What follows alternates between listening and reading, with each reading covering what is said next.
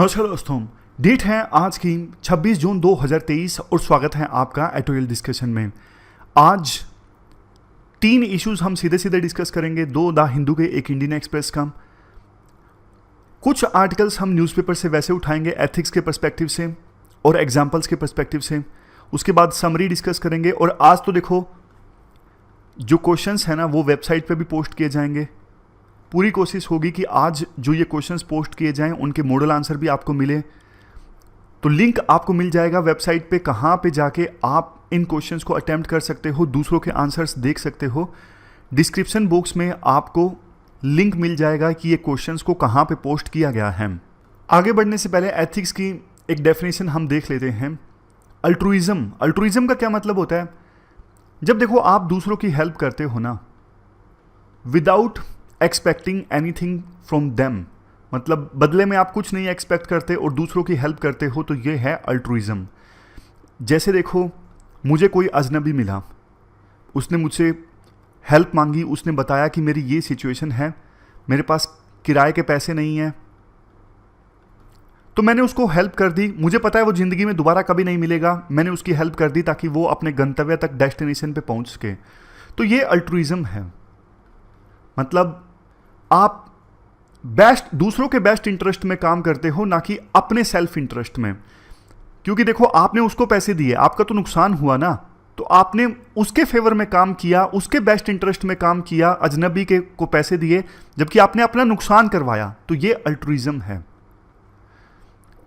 देखो ये काफ़ी सारी थ्योरीज हैं कि लोग अल्ट्रुइस्टिक क्यों बनते हैं, मतलब अपना नुकसान करवा के लोग दूसरों को क्यों फायदा पहुंचाते हैं। एक सिंपल सी थ्योरी ये है, परिवार के लोगों के द्वारा, टीचर्स के द्वारा ये वैल्यू इनकलकेट कर दी जाती है उन लोगों में, इसीलिए वो अल्ट्रुइज्म शो करते हैं, दूसरों की हेल्प करते हैं।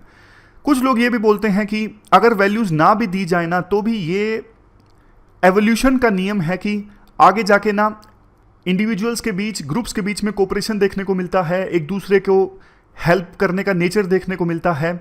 लेकिन देखो ये थ्योरी उतनी सही नहीं है। अगर ऐसा होता तो सभी लोग अल्ट्रुइस्टिक होते। मतलब विवाद है अलग अलग थ्योरीज को लेके, कौन सी थ्योरी सही है कि लोग अल्ट्रुइस्टिक होते हैं, अल्ट्रुइज्म को शो करते हैं। आप बताइए, आप अल्ट्रुइज्म को क्यों शो करते हो? क्या इसलिए क्योंकि आपके पेरेंट्स ने आपको सिखाया है, या फिर इसलिए कि आपको पता है मैं अल्ट्रुइस्टिक हूं, सभी अल्ट्रुइस्टिक होंगे, तो इसीलिए इसी से पूरे वर्ल्ड का फायदा होगा? मतलब जिस भी लॉजिक के साथ आप अल्ट्रुइज्म को शो करते हो, दूसरों की हेल्प करते हो बिना कुछ एक्सपेक्ट किए, क्यों करते हो, आपके मन में क्या चलता है, वो आप कमेंट बॉक्स में बताइए। अब डिस्कशन स्टार्ट करते हैं। आज की डिस्कशन का पहला article United states of India से संबंधित है। आप जीएस पेपर सेकंड के इस टॉपिक से आर्टिकल को रिलेट कर सकते हो। देखो इसी महीने की 2 तारीख को ना एक आर्टिकल आया था, जिसे हमने शायद 3 या 4 तारीख को डिस्कस किया था। नॉर्थ इंडिया और साउथ इंडिया के बीच में डिफरेंसेस क्या हैं। उस आर्टिकल में राइटर्स ने कहा था कि साउथ इंडिया में ना लैंग्वेज की पॉलिटिक्स ज़्यादा होती है। साउथ इंडिया में रीजनल जो पॉलिटिकल पार्टीज़ हैं ना, वो स्टेट्स को ज़्यादा पावर्स देने की बात करती हैं। साउथ इंडिया में पॉलिटिक्स एंटी कास्ट, एंटी ब्राह्मण रुख ज़्यादा रखती है। रैशनलिस्ट मूवमेंट चली है साउथ इंडिया में पास्ट में। साउथ इंडिया के लोगों का जो इकोनॉमिक स्टेटस है वो ज़्यादा है। उन्होंने एजुकेशन में, मॉडर्न इंस्टीट्यूशंस में, इंडस्ट्रियल इंफ्रास्ट्रक्चर में इन्वेस्ट किया है, जबकि नॉर्थ इंडिया में ये सब चीज़ें रिलेटिवली कम देखने को मिलती हैं। देखो आप ना इस डिफरेंस को, जो ये हमने डिफरेंस डिस्कस किया ना, इसको ट्रेस कर सकते हो इवन आज़ादी से पहले भी, आज़ादी से पहले भी और आज़ादी के तुरंत बाद भी। जैसे एग्जाम्पल के तौर पे जब आज़ादी की लड़ाई लड़ी जा रही थी ना, तो नॉर्थ इंडिया में जो लीडर्स थे वो एक प्रकार से होमोजेनस इंडिया की मांग कर रहे थे। होमोजेनस इंडिया मतलब पूरे देश का एक कल्चर हो, एक भाषा हो, पूरा देश एक आइडेंटिटी के रूप में इमर्ज होके आए। नॉर्थ इंडिया के लीडर्स की ये मांग हुआ करती थी। लेकिन देखो साउथ इंडिया में जो लीडर्स थे ना, वो ये चाहते थे इंडिया बने फेडरेशन ऑफ नेशनैलिटीज। ध्यान से सुनिएगा, इंपॉर्टेंट आर्टिकल है, इंपॉर्टेंट कीवर्ड है, फेडरेशन ऑफ नेशनैलिटीज। क्या मतलब है इस चीज का? इस चीज का मतलब ये है कि इंडिया जो है यूएसए की तरह अलग अलग एथनिक ग्रुप्स का एक समूह बने, अलग अलग जो एथनिक कम्युनिटीज है ना उनका एक ग्रुप बने इंडिया। स्टेट्स के पास ज़्यादा पावर्स हों, जैसे केरल में मलयालम कम्युनिटी, तमिलनाडु में तमिल कम्युनिटी, उसी प्रकार से कन्नड़ कम्युनिटी कर्नाटक में। इस प्रकार से अलग अलग एथनिक कम्युनिटीज़ हों अलग अलग प्रोविंस में, और ज़्यादा पावर्स जो हों वो स्टेट्स के पास में हों। इस प्रकार का फेडरल कंट्री इंडिया बने, ये मांग उठाई जाती थी साउथ इंडिया के लीडर्स के द्वारा। साउथ इंडिया के लीडर्स को देखो ये लगता था अगर लैंग्वेज की आइडेंटिटी का इस्तेमाल ज़्यादा होता है ना डेमोक्रेसी में, तो ये ज़्यादा अच्छा है। क्यों? क्योंकि लैंग्वेज जो है वो सभी लोगों को एकोमोडेट कर लेती है। रिलीजियस आइडेंटिटी डेमोक्रेसी में सभी लोगों को एकोमोडेट नहीं कर पाती। जैसे साउथ इंडिया में मान लीजिए तमिलनाडु में तमिल आइडेंटिटी जो है वो स्ट्रोंग है, तो वहाँ पे हिंदू मुस्लिम सब मिलजुल के रहते हैं। जब वोट देना होता है तो धर्म की आइडेंटिटी जो है वो ज़्यादा मैटर नहीं करती, क्योंकि भाषा की आइडेंटिटी ज़्यादा स्ट्रोंग है, और भाषा तो चाहे वो मुस्लिम हो हिंदू हो सभी तमिल ही इस्तेमाल करते हैं। उन्होंने देखा उस समय किस प्रकार से जो धर्म की आइडेंटिटी है ना वो लोगों को आपस में डिवाइड कर देती है। धर्म की आइडेंटिटी की वजह से नॉर्थ इंडिया में डिवीजन हो रहा है, ऐसा देखा साउथ इंडिया के लीडर्स ने। इसी वजह से उन्होंने ये समझा कि डेमोक्रेसी में ना जो लैंग्वेज की आइडेंटिटी है ना ये ज़्यादा स्ट्रोंग होनी चाहिए। इसी के आधार पर राज्य बने, इसी के आधार पर राज्य बनेंगे तो सभी लोग जो हैं जो ये भाषा बोलते हैं, सभी धर्म के लोग, वो मिलजुल के रहेंगे, डेमोक्रेसी अच्छे से काम करेगी। बट दूसरी तरफ देखो नॉर्थ इंडिया में जो लीडर्स थे ना वो चाहते थे कि इंडिया ना फेडरेशन ऑफ नेशनैलिटीज ना बने। ऐसा ना हो कि हर एक प्रोविंस में एक लैंग्वेज और स्टेट्स को पावर। नॉर्थ इंडिया में लीडर्स चाहते थे पूरे देश में एक ही आइडेंटिटी उभर के आए। फॉर एग्जांपल हिंदी पूरे देश को एकजुट करेगी, हमारा देश जो है वो और ज़्यादा यूनाइटेड होगा। क्योंकि ना नॉर्थ इंडिया के लीडर्स को ये डर लगता था कि देश कहीं टूट ना जाए, अलग अलग भाषा बोलने वाले लोगों का अलग अलग राज्य बनेगा ना तो कल को वो अलग से देश की मांग भी करने लगेंगे, और इससे तो देश टूट जाएगा। अगर पूरा देश एक ही भाषा बोलेगा, पूरे देश का एक ही कल्चर होगा, तो फिर देश टूटेगा नहीं, देश में बॉन्डिंग स्ट्रोंग होगी। तो ये अलग अलग सोच थी नॉर्थ इंडिया और साउथ इंडिया के लीडर्स की। देखो साउथ इंडिया में जो लैंग्वेज पे ज़्यादा फोकस किया गया ना, इस चीज़ को बाद में प्रमोट भी किया गया साउथ इंडिया के एक्टर्स ने, जैसे MG रामाचंद्रन तमिल में, तमिलनाडु में NT रामाराव तेलुगु एक्टर, राजकुमार ये कन्नड़ एक्टर, इन्होंने ना सिनेमा में बहुत ज़बरदस्त परफॉर्म किया रीजनल सिनेमा में। तो लैंग्वेज को लेके लोगों का जो प्यार था साउथ इंडिया में और ज़्यादा बढ़ता गया। अब मैं आपको एक बात बताता हूँ। 1956 में ना डॉक्टर BR अम्बेडकर ने एक बात बोली थी, नॉर्थ जो है इंडिया में, नॉर्थ इंडिया जो है ज़्यादा कंजर्वेटिव है, ज़्यादा अंधविश्वासी है, एजुकेशन के मामले में पिछड़ा हुआ है, जबकि साउथ इंडिया जो है वो प्रोग्रेसिव है, रैशनल है, लॉजिक का इस्तेमाल करता है, एजुकेशन में काफ़ी आगे है। अम्बेडकर ने नेहरू को भी क्रिटिसाइज किया था। अम्बेडकर के अनुसार नेहरू जो है ब्राह्मणिकल रिचुअल्स को प्रैक्टिस करते हैं। ब्राह्मणिकल रिचुअल्स जैसे देखो शादी होती है, फेरे लिए जाते हैं, बच्चा के जन्म होता है, नामकरण, मुंडन वगैरह जो प्रैक्टिसेस नहीं होती हिंदू प्रैक्टिसेस, उनको अम्बेडकर ने क्रिटिसाइज किया और नेहरू को बोला आप ये क्यों प्रैक्टिस करते हो। इवन उन्होंने तो उस समय के प्रेसिडेंट राजेंद्र प्रसाद को भी नहीं छोड़ा। उन्होंने क्या किया था, बनारस में जो ब्राह्मण्स थे ना उनके पैरों को धो के पानी पिया था। तो इसको लेके अम्बेडकर ने राजेंद्र प्रसाद को बहुत क्रिटिसाइज किया था।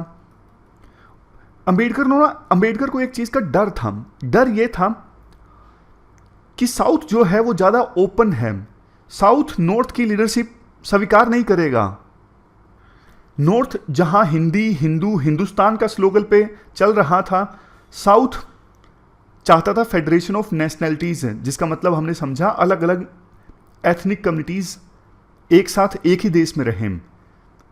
और उस देश का एक कॉमन गोल हो। जैसे देखो तमिलनाडु में तमिल्स, कर्नाटक में कन्नड्स, अलग अलग एथनिक ग्रुप्स हर एक प्रोविंस में जो एक साथ एक देश में है किसी कॉमन गोल के लिए। इस कंसेप्ट पे चलना चाहता था साउथ।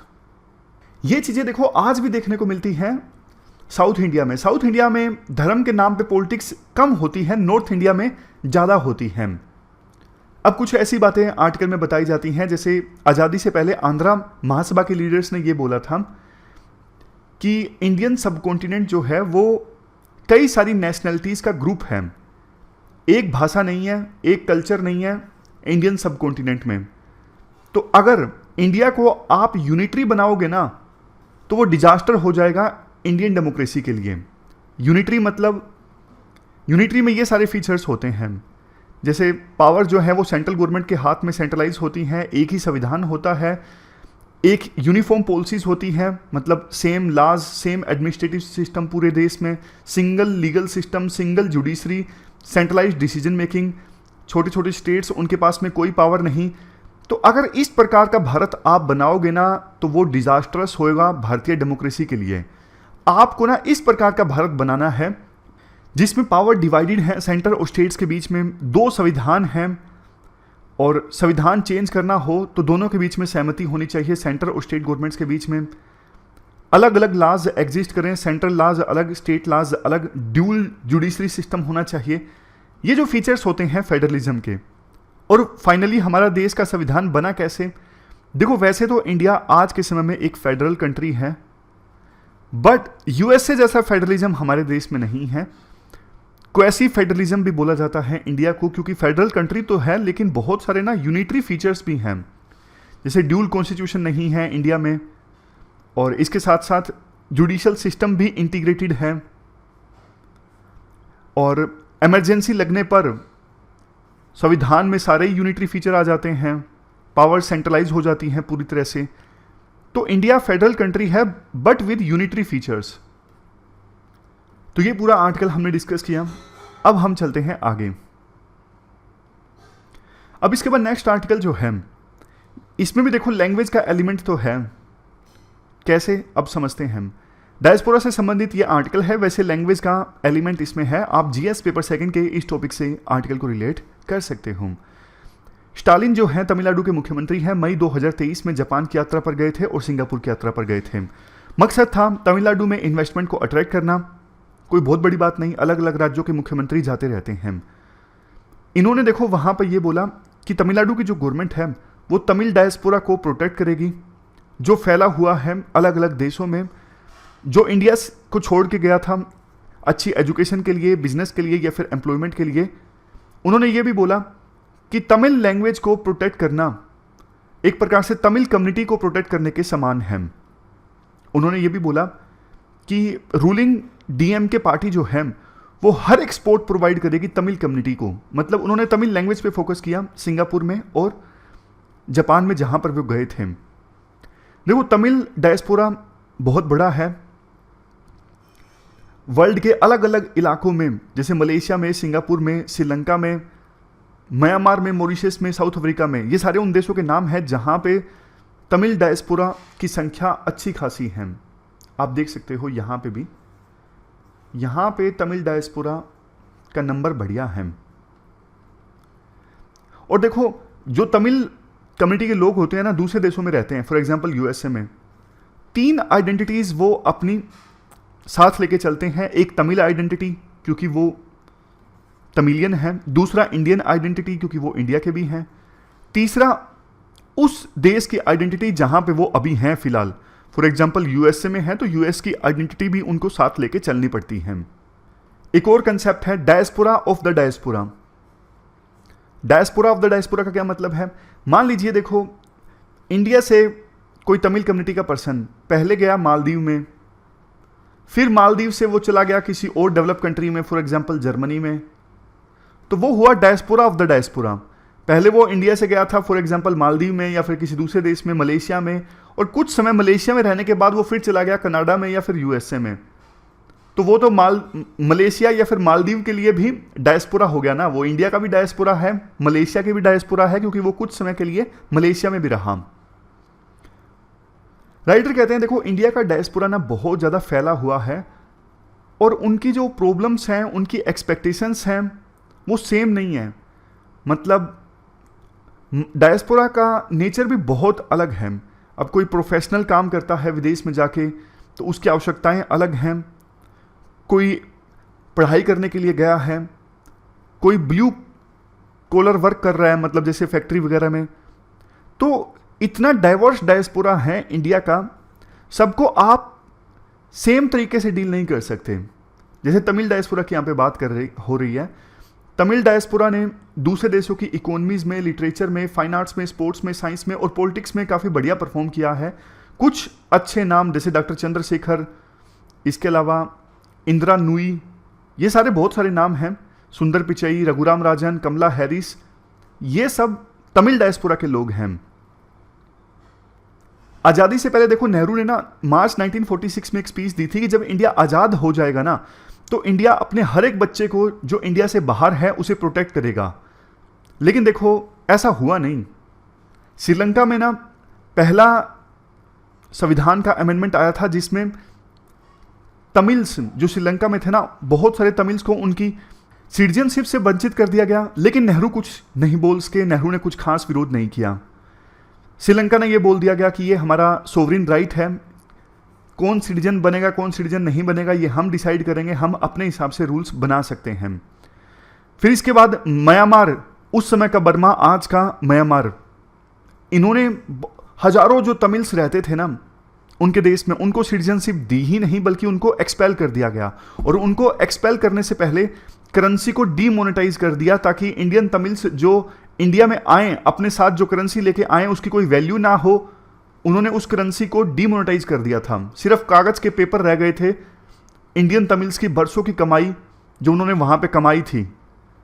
इसके अलावा महिलाएं जो थीं वो अपने साथ मंगलसूत्र तक नहीं ला सकी थी, लेकिन इंडिया फिर भी कुछ नहीं बोला।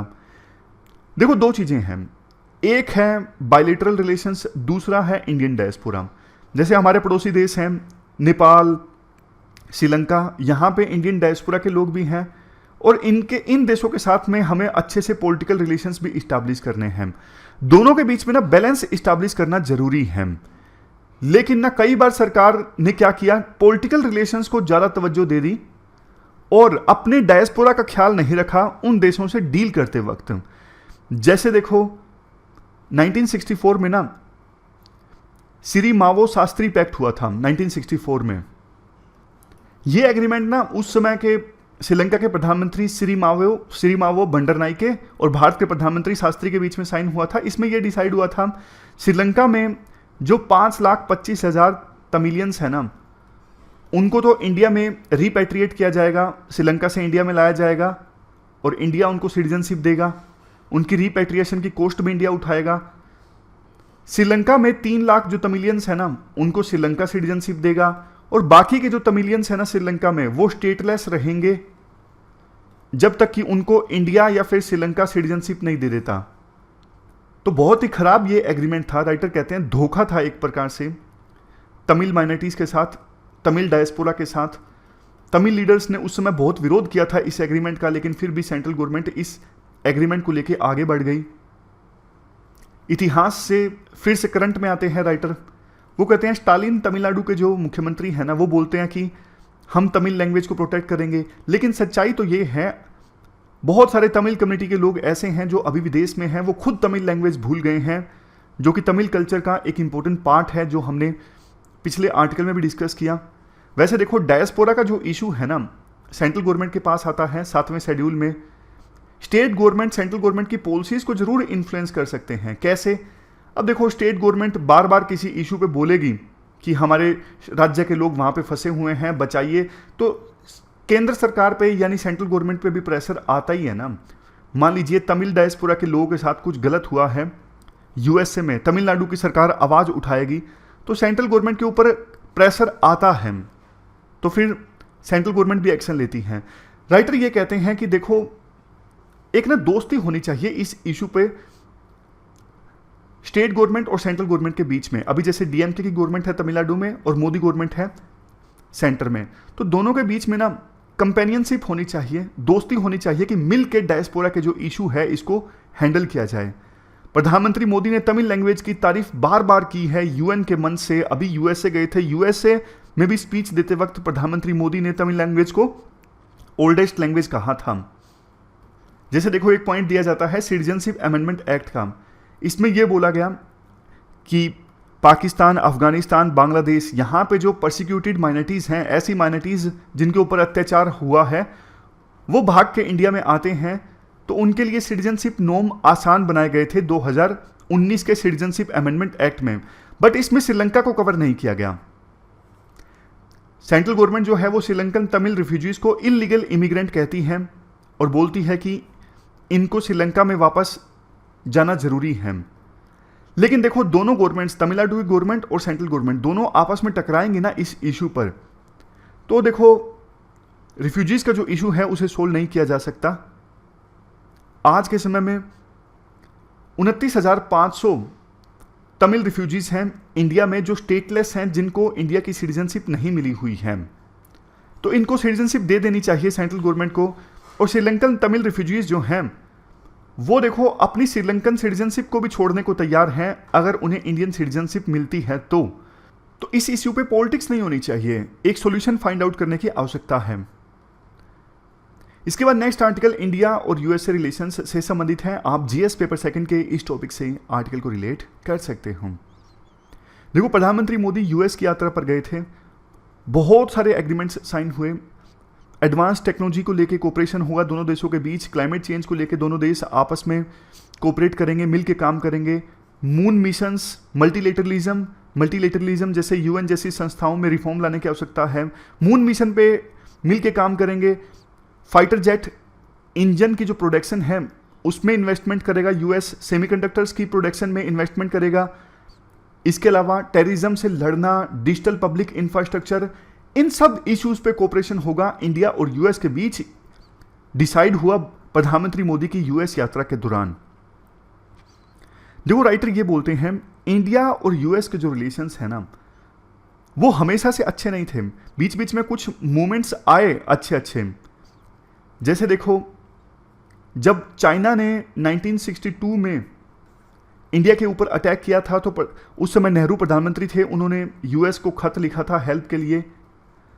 लेकिन कुछ ही मूवमेंट आए जब आप कह सकते हो कि हाँ रिलेशन ठीक ठाक थे, मतलब अच्छे तो कभी भी नहीं थे कोल्ड वार के दौरान इंडिया और यूएस के बीच में रिलेशंस। उसका रीजन भी है क्योंकि यूएस का टिल्ट ना हमेशा से ना पाकिस्तान की तरफ ज्यादा था, हमेशा से। इस वजह से इंडिया का टिल्ट भी ना यूएसएसआर की तरफ ज्यादा हो गया। 1971 में तो इंडिया ने यूएसएसआर के साथ ना फ्रेंडशिप ट्रीटी भी साइन की। उससे पहले इंडिया हमेशा नैम की बात बोलता था, नॉन अलाइन मूवमेंट। यूएसए को इससे चिढ़ भी मचती थी, फ्रस्ट्रेट होता था यूएसए कि आप एक तरफ बोलते हो कि हम अलाइनमेंट नहीं करेंगे किसी ग्रुप के साथ, फिर आप यूएसएसआर के साथ अच्छे रिलेशंस क्यों मेंटेन कर रहे हो। तो यूएसए के साथ रिश्ते ज़्यादा आगे बढ़े नहीं। और इंडिया की इकोनॉमी का नेचर भी ऐसा था कि इंडिया अपने आप में खुश था, मतलब बाहर से इन्वेस्टमेंट आती नहीं थी हमारे देश में, सेल्फ सफिशिएंट इंडिया होना चाहता था।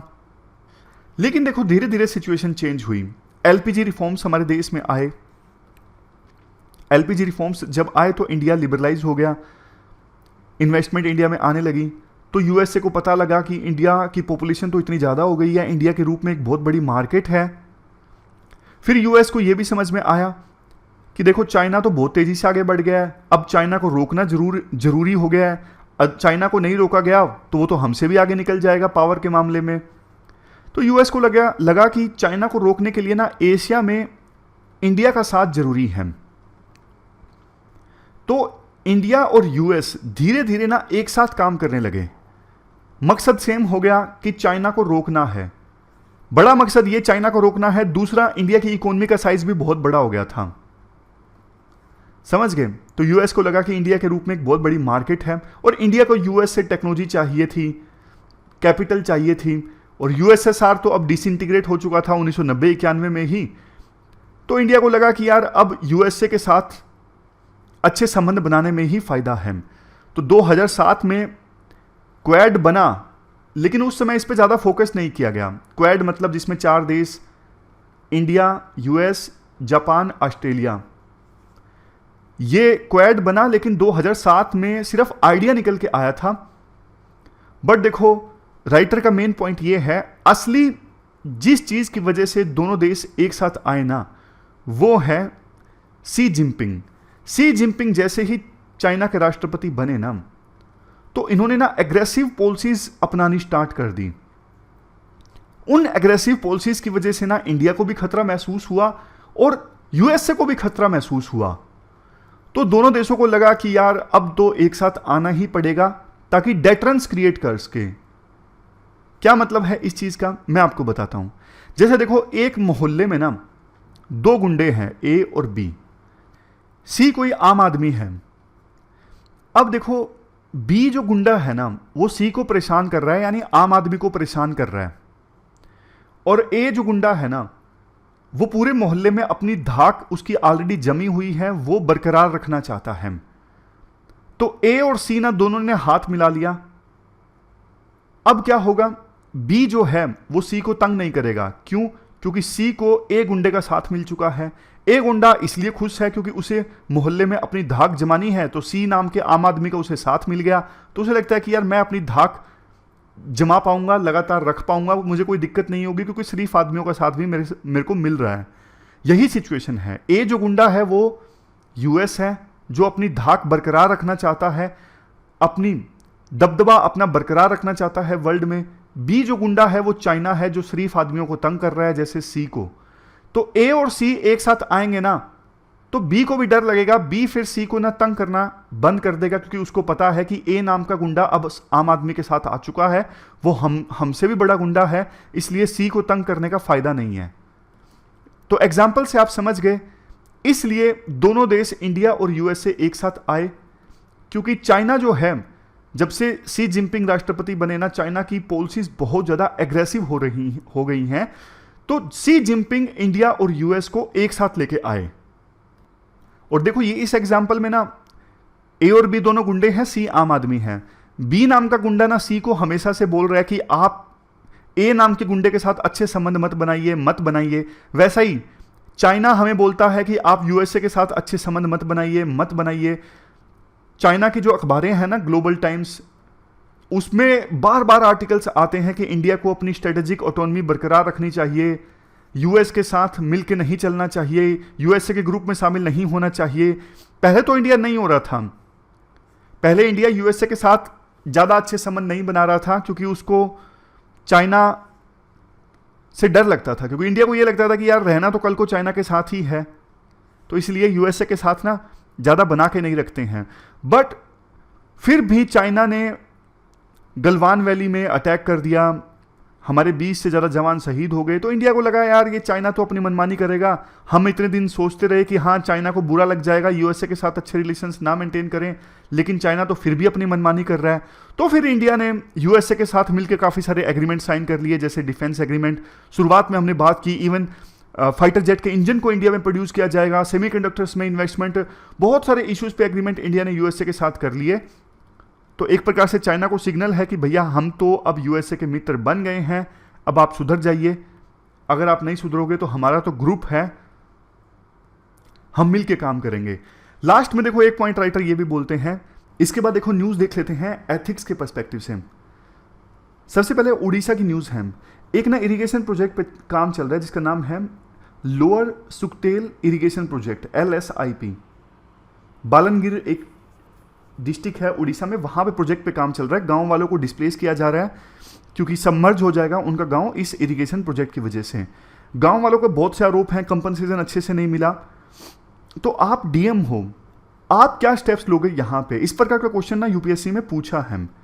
जैसे मान लीजिए मैं डीएम हूँ, मैं क्या स्टेप्स लूँगा आपको बताता हूँ, ताकि आपके थॉट्स डेवलप हों, ये मैं चाहता हूँ। जैसे मैं आपको पॉइंट्स बता रहा हूँ, आप भी मन में सोचिए कि ये स्टेप्स उस समय आप लोगे। सबसे पहले देखो, मैं रीवैल्यूएशन करवाऊंगा लोगों का जो आरोप है कि कंपनसेशन हमें मार्केट रेट के हिसाब से नहीं मिली है, तो मैं रीइवैल्यूएशन करवाऊंगा, क्या वास्तव में ऐसा है। अगर कमियां पाई गई तो उसे दूर किया जाएगा और लोगों को प्रॉपर कंपनसेशन मिले, ये इंश्योर किया जाएगा। दूसरी पॉइंट ये है कि लोग डिस्प्लेस होंगे, दूसरी जगह पे सेटल डाउन होंगे, तो कंपनसेशन के अलावा उनको हाउस की फैसिलिटी प्रोवाइड करवाना, दूसरी फैसिलिटीज़ प्रोवाइड करना जैसे एजुकेशन की, हेल्थ की, ये मेरा काम होगा। ऐसा नहीं कि सिर्फ कंपनसेशन दे दिया और दूसरी जगह पे सेटल डाउन नहीं किया गया। सेटल डाउन भी किया गया तो वहाँ पे हॉस्पिटल होना चाहिए, प्रॉपर एमिनिटीज़ होनी चाहिए, बिजली की, पानी की। यूँ नहीं कि सिर्फ टीन से बना घर दे दिया और कहा कि लोगों देखो हमने तुम्हें घर तो दिया है, बाकी सारी फैसिलिटीज़ भी दी जाएंगी। अब दूसरी जगह उन्हें सेटल डाउन किया जाएगा तो उनका जो बच्चों की एजुकेशन वगैरह चल रही है वो खराब ना हो, ये इंश्योर किया जाएगा कि कंटिन्यूटी बरकरार रहे एजुकेशन में, उनका ड्रॉप आउट ना हो। फिर मैं लाइवलीहुड का ध्यान रखूंगा। अब एक जगह से दूसरी जगह पे गए हैं, वहां पे रोजगार नहीं मिला तो दिक्कत, तो मैं ये इंश्योर करने की कोशिश करूंगा कि उनको रोजगार मिले प्रॉपर वहां पे जहां पे भी उनको सेटल डाउन किया जा रहा है, ताकि वो अपना जीवन आसानी से चला सकें। Next, grievance redressal mechanism establish करूंगा कि किसी को कोई दिक्कत है तो मेरे पास सीधा शिकायत करें।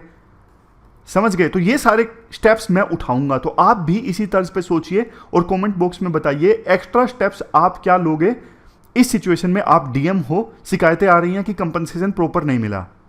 अब यहां पे देखो एक आर्टिकल है वैक्सीन से रिलेटेड।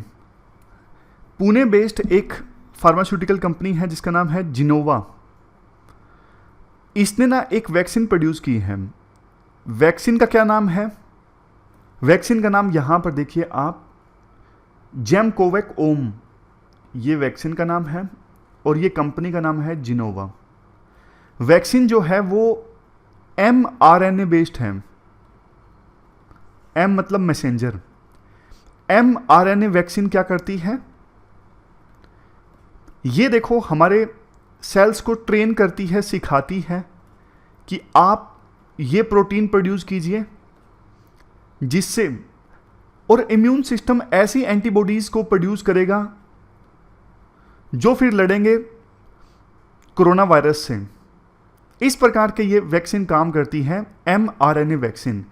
अब कंटेक्स्ट देखो ये है, पिछले हफ्ते drug controller general of India ने ना इमरजेंसी यूज ऑथराइजेशन दिया है इस नई mRNA वैक्सीन को। मतलब कोविड-19 का जो नया वेरिएंट है ना ओमिक्रॉन, उससे लड़ने में सक्षम है ये वैक्सीन। राइटर कहते हैं देखो वैसे तो कोविड-19 की महामारी अब थम गई है, तो इतना भी कोई बहुत ज़्यादा अर्जेंट आवश्यकता थी नहीं वैक्सीन की, लेकिन अभी इमरजेंसी यूज ऑथराइजेशन दिया गया है ना।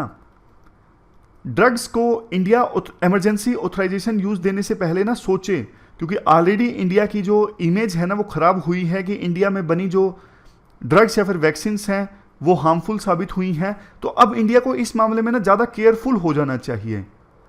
पहले महामारी चल रही थी, इस वजह से कोविड-19 की वैक्सीन्स और ड्रग्स के लिए इमरजेंसी यूज ऑथराइजेशन स्टार्ट हुआ। मतलब वैसे तो देखो एक वैक्सीन को अप्रूवल मिलने में ना बहुत लंबा समय लग जाता है, बट आपको पता है महामारी में एकदम से वैक्सीन की आवश्यकता थी, तो ना यूएसए ने इमरजेंसी यूज ऑथराइजेशन देना स्वीकार किया और इंडिया ने भी ऐसा ही किया, यूएसए को फॉलो किया। यूएसए में ना ड्रग या फिर वैक्सीन को अप्रूवल मिलना बहुत कठिन है।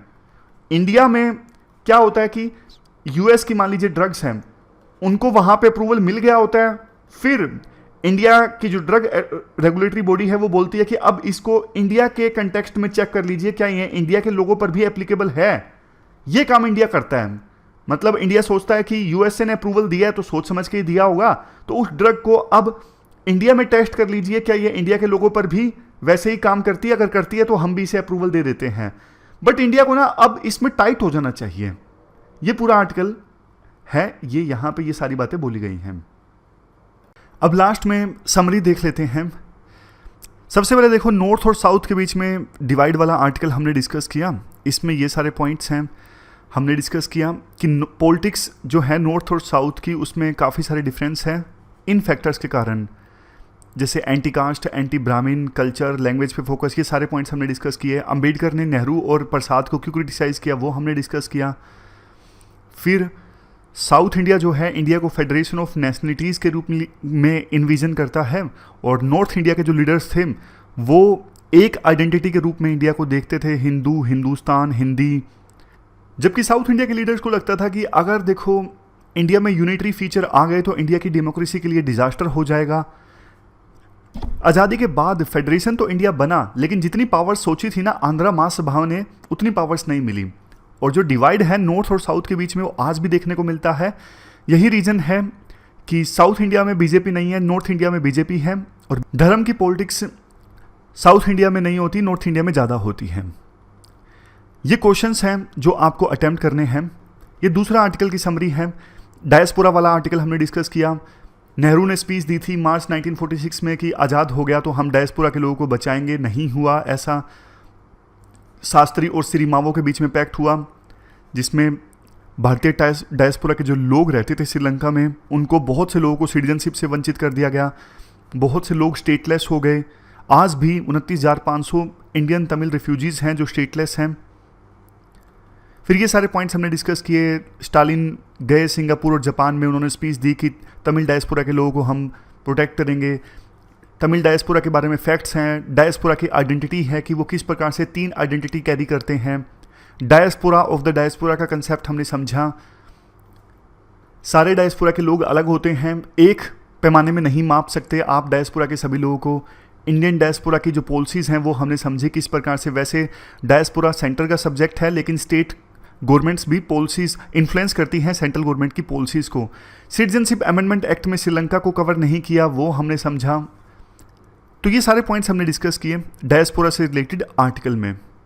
ये थी हमारी आज की डिस्कशन। फिलहाल इस डिस्कशन में इतना ही है। Thank you very much for discussion.